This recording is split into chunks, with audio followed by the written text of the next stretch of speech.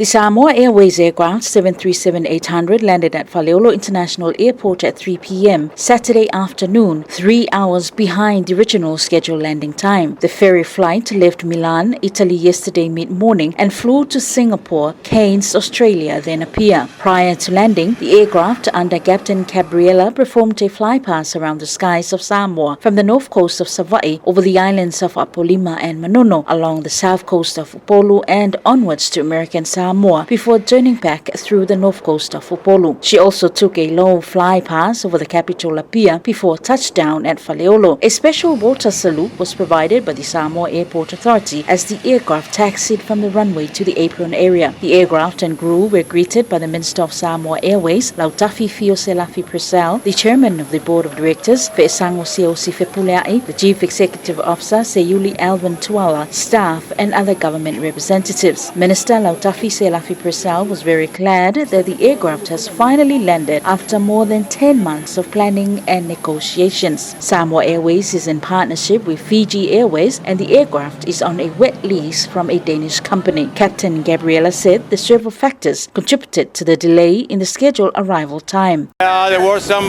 problem with the cargo in Italy because they found some problems to put the cargo in the holds, and then they were delayed in Muscat in Oman because the fuel truck was late, and then they have bad weather along the route from Muscat to Singapore.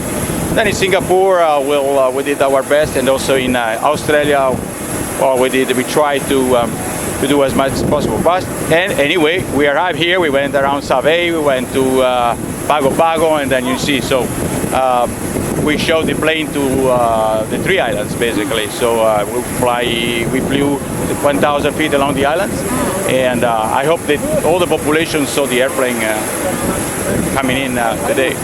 One question that has been circulated around the public is the airplane all safe?